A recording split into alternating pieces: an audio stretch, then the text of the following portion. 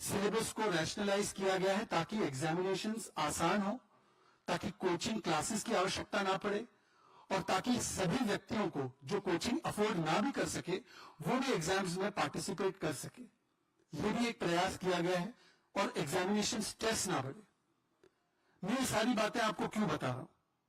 मैं ये बातें इसलिए बता रहा हूं कि एग्जामिनेशन सिस्टम पहले जो बहुत ही कम लोगों तक सीमित था, आज उसका दायरा बढ़ाकर उसे डेमोक्रेटाइज करने की पूरी ईमानदार कोशिश की गई है। फिर भी जैसे मेरे वरिष्ठ साथी ने कहा है, बड़े विनम्रता से मैं स्वीकारता हूं, 24 लाख बच्चे अगर किसी एग्जाम में बैठते हैं, 4, 5, 6 सेंटर में कहीं पर कुछ अनियमितताएं होती है, उस पर सरकार पूर्ण तरीके से संज्ञान भी लेती है, उस पर जैसे जैसे इंफॉर्मेशन आती है कार्रवाई भी करती है। और ये सरकार का और हमारी पार्टी का ये आश्वासन है आप सभी लोगों को कि जिसने भी अगर कोई भी गलती की होगी तो उसको तो उसका सजा मिलेगी ही, उसको उसका दंड मिलेगा ही अवश्य। आपने देखा होगा कि कल भी प्रोएक्टिवली जब सरकार को पता चला कि नेट के एग्जामिनेशन में कुछ विसंगतियां हो सकती है तो उसको तुरंत तरीके से रद्द करके सीबीआई तक उसकी जांच को सौंप दिया गया। अब मैं आज पूछना चाहता हूं कि जब इस प्रकार से व्यवस्थाएं लगातार बढ़ती जा रही है, आगे बढ़ रही है, तब राहुल गांधी आकर इस गंभीर और संवेदनशील मुद्दे पर, शिक्षा जैसे मुद्दे पर ओछी सियासत करते। मैं तो यूं कहूंगा कि राहुल गांधी प्रतीक है, उनका कल जन्मदिन था, ये वो प्रतीक बन चुके हैं कि केवल उम्र बढ़ने से विवेक का विस्तार नहीं होता। और यदि ऐसा होता तो राहुल गांधी ऐसी गंभीर विषय पर, चाहे तीसरी बार वो फेल हुए चुनाव में, वैसे मैं तो पास हुआ, लाखों अभ्यर्थी भी पास हो रहे हैं, वो तीसरी बार फेल हुए हैं, तो इसका मतलब यह है कि वो मध्य प्रदेश और गुजरात के युवाओं को गालियां बकेंगे। आपने उनका स्टेटमेंट देखा होगा, उन्होंने कहा कि गुजरात और मध्य प्रदेश एपिसेंटर है। आपको अगर किसी एग्जामिनेशन में कोई कमी लगती है राहुल जी, आप सांसद हैं, आप वरिष्ठ हैं आपकी पार्टी के, तो आप उस एग्जामिनेशन की खामियां निकालिए ना। पर उस खामी को निकालते निकालते या मोदी के खिलाफ आपकी कोई वैमनस्य होगी, मानसिक आपका कोई विरोध होगा, तो आप मध्य प्रदेश और गुजरात के युवाओं पर इतना बड़ा कुठाराघात करते हैं कि एपिसेंटर, मतलब वहां पर कोई भी एग्जामिनेशन ठीक नहीं होती। आप सोचिए कि पूरे देश में जब हमारे किसी भी हिस्से में जाएंगे तो लोग तो उनको बोलेंगे तुमने तो एग्जाम ऐसे ही पास कर ली होगी चीटिंग करके, तुम तो वो पेपर लीक वाली स्टेट से आ गए ना। और अगर एपिसेंटर किसी को बुलाना है पेपर लीक का, तो बड़े ही स्पष्टता से कहूंगा कि ये पेपर लीक की पूरे देश में अगर कोई जननी है तो वो कांग्रेस पार्टी और उसकी राजस्थान की अशोक गहलोत जी की सरकार थी। राहुल गांधी जी, आप भारत जोड़ो यात्रा की बात कर रहे थे ना। भारत जोड़ो यात्रा में जो राजस्थान में 20 पेपर लीक हुए इनके शासनकाल में, 20, और उन 20 पेपर्स के लीक करने के पीछे जो मास्टरमाइंड थे वो राहुल गांधी के साथ भारत जोड़ो यात्रा में चलते थे। मैं बड़े गंभीरता से कह रहा हूं, मैंने राजस्थान में बहुत काम किया है, राजस्थान चुनाव देखे, राजस्थान के हर एक पत्रकार को पता है मैं किसकी बात कर रहा हूं। राजस्थान में जो पेपर लीक का मास्टरमाइंड था सुरेश ढाका, उसके वकील के रूप में कौन गया था? राहुल गांधी जी। मैं आपसे पूछना चाहता हूं, मैं नहीं पूछता, आज ये मुद्दा बच्चों की शिक्षा को लेकर था, इसमें सियासत नहीं आनी चाहिए थी, पर क्योंकि आपने मध्य प्रदेश, आपने गुजरात, आपने अनेकों प्रदेशों के युवाओं को अपमानित किया, तो आज मैं उन युवाओं की ओर से सवाल पूछ रहा हूं, सुरेश ढाका का लॉयर बनकर कौन गया था? पेपर लीक के मास्टरमाइंड को राजस्थान में कौन संरक्षण दे रहा था? ये तो आपके कुछ साथी आपके पार्टी के ही बता पाएंगे। और मुझे लगा कि कम से कम आज जब राहुल गांधी जी प्रेस वार्ता करने आएंगे तो कम से कम इस बात पर स्पष्टीकरण देंगे कि उनकी बहन जो उनकी सीट पर लड़ने जा रही है वो झूठ फैलाने पर इतनी आतुर क्यों है। 10 जून को प्रियंका वाड्रा जी ने एक ट्वीट किया था जिसमें कि अभ्यर्थी के रूप में अंशी पटेल को दिखाया गया था, जिन्होंने कहा कि हमारी ओएमआर शीट को फाड़ दिया गया है, हमारे 725 मार्क्स आए हैं, परंतु ये जो लोग हैं हमें मार्क्स नहीं दे रहे हैं, हमारे साथ अन्याय कर रहे हैं। इस पूरे वीडियो को बनवाया गया और कांग्रेस पार्टी और उसकी जमात और इकोसिस्टम ने इसको वायरल कर दिया। ये क्यों किया गया उस समय तो समझ में नहीं आया, पर पिछले 2 दिन की घटनाक्रम से अब समझ में आ रहा। कल मित्रों आपको शायद पता चला होगा, और मैं बड़ी गंभीरता से कह रहा हूं, कल हाईकोर्ट ने आयुषी पटेल की याचिका को खारिज करते हुए कहा कि आयुषी पटेल ने जो दावे किए थे वो सारे दावे झूठे ही थे, परंतु जो कोर्ट में दस्तावेज भी सबमिट किए गए थे वो भी फर्जी और फर्जीवाड़ा के तहत किए गए थे। तो इसीलिए उनके ऊपर कानूनी कार्रवाई, और उनके साथ जिन्होंने भी इस झूठ को फैलाया है उस पर यह कानूनी कार्रवाई करने के लिए तमाम एजेंसी स्वतंत्र है। पर समझ नहीं आ रहा था कि यह झूठ फैलाने का मकसद क्या हो सकता है प्रियंका वाड्रा का। यह प्रायोजित वीडियो बनाना एक व्यक्ति से जिसने 3 साल पहले कहा था कि मैंने कोविड का वैक्सीन निकाला है, मेरे पास कोविड वैक्सीन का फॉर्मूला है, ये मेरे समझ में नहीं आया।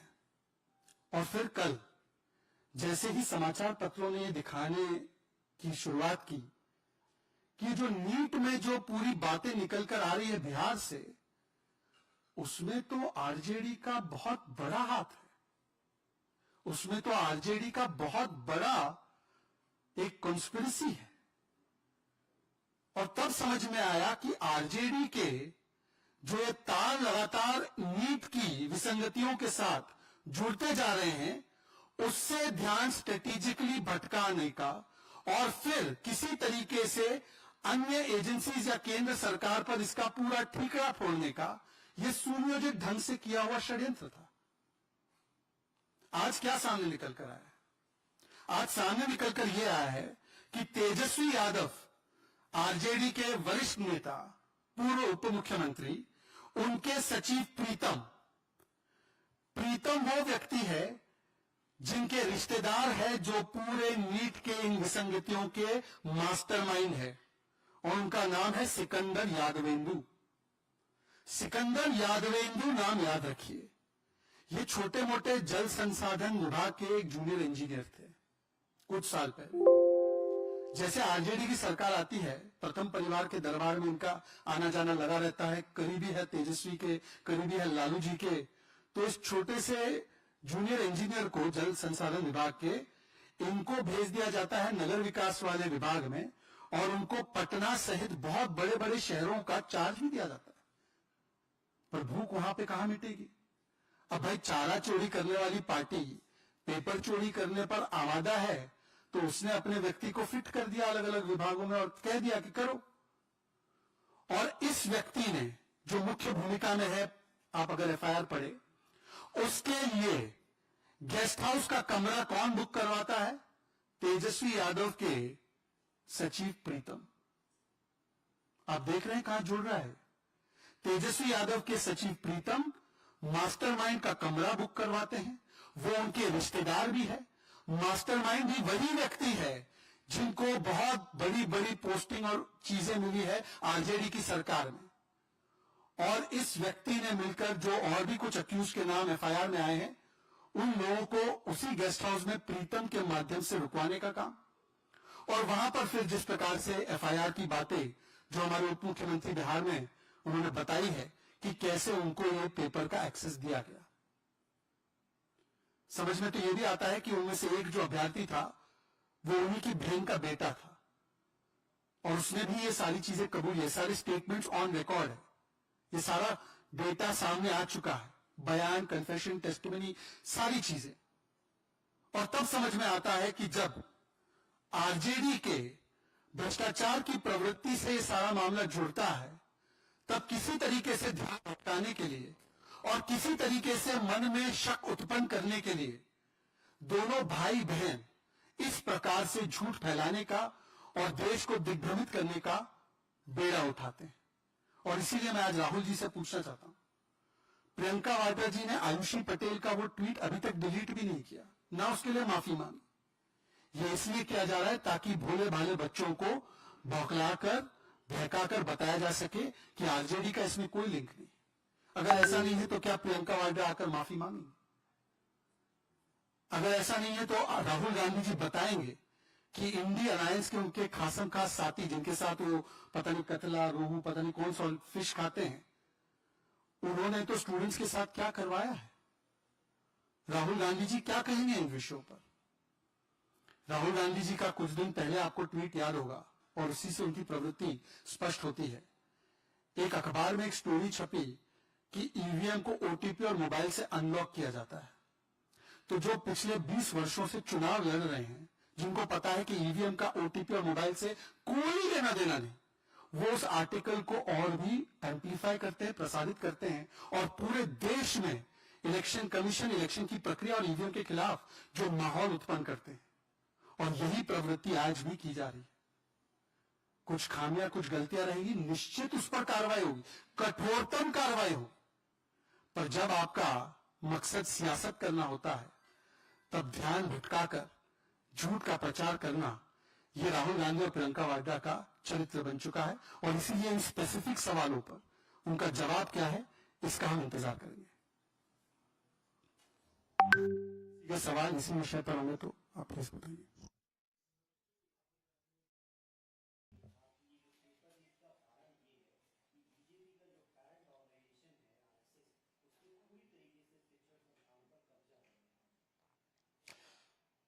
इस संदर्भ में जांच का निष्कर्ष आने से पहले अपने निष्कर्ष देने के पीछे राहुल गांधी जी का मंतव्य क्या है, ये स्पष्ट करना चाहिए। यह मन में संदेह उत्पन्न करता है कि कहीं ऐसा तो नहीं कि जो संभावित अपराधी पकड़े जाने की संभावना हो, उनको डाइवर्ट करने के लिए राजनीतिक रंग दिया जा रहा है। अन्यथा जब विषय न्यायालय में विचाराधीन है, जांच एजेंसियां जांच कर रही हैं, तो ये कांग्रेस की पुरानी फितरत, जो आतंकवाद और अपराध से लेकर किसी भी विषय के ऊपर जांच का निष्कर्ष आने से पहले ही अपना निष्कर्ष ड्रॉ कर लेते हैं, ये उसी का प्रतीक है। और ये एक गहरा संदेह पैदा करता है कि जो रियल कल्प्रिट्स हैं, उन तक यह विषय पहुंचे और उससे पहले हम इस विषय को राजनीतिक रंग देने का प्रयास कर लें, तो यह प्रकारांतर से इनडायरेक्टली उन कल्प्रिट्स के लिए एक बचाव का रास्ता निकालने के प्रयास हो सकता है। अन्यथा मैं उनसे पूछना चाहता हूं, कोर्ट के निर्णय और जांच के निष्कर्ष से पहले वो किस आधार पर बातें बोल रहे हैं। और एक और बात मैं कहना चाहता हूं, भ्रम फैलाना इनका सदैव से कारण रहा है। याद करिए 3 साल पहले बच्चों के विषय को लेकर, इस प्रकार के संवेदनशील विषय के ऊपर इस तरह की राजनीति से बाज आना चाहिए। याद करिए अप्रैल 2021, जिस समय कोविड की सेकेंड वेव चरम पे थी, इन लोगों का ऑफिशियल बयान था और ट्वीट्स भी अवेलेबल हैं कांग्रेस नेताओं के, जिन्होंने कहा बच्चों का वैक्सीन मोदी सरकार ने विदेश भेज दिया। जबकि कोई जाके चेक कर सकता, अप्रैल 2021 तक बच्चों का कोई वैक्सीन नहीं था। यहां तक कि दुनिया में भी बच्चों का कोई वैक्सीन नहीं बना था। इसलिए बच्चों के विषय के ऊपर भ्रम फैलाकर संवेदनहीनता के साथ ओछी राजनीति करने का जो उनका चलन है, वही इसमें दिखाई पड़ा है।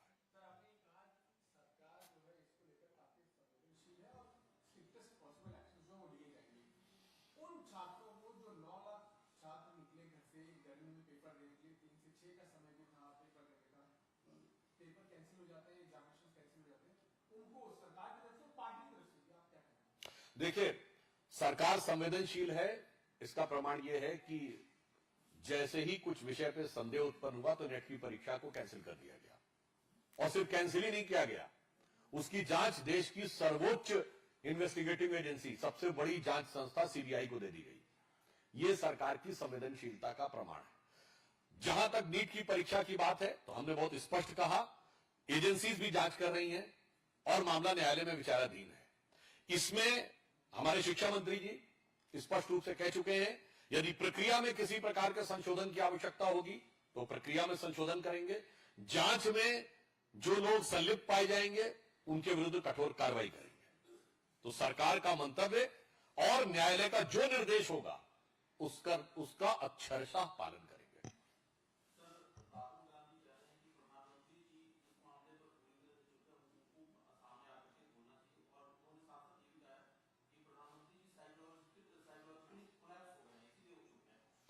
वैसे साइकोलॉजिकल वाली बात जो है वो राहुल गांधी जी इस समय जिस प्रकार का तेवर दिखा रहे हैं, मतलब मुझे लगता है चूंकि बच्चों से जुड़ा इशू है, तो मैं कहना चाहता हूं, आपको कभी लगता है कि 99 सीटें पाकर किसी पार्टी में इतना साइकोलॉजिकल वो दिखाई पड़े, रिएक्शन जितना राहुल गांधी जी में दिखाई पड़ रहा है?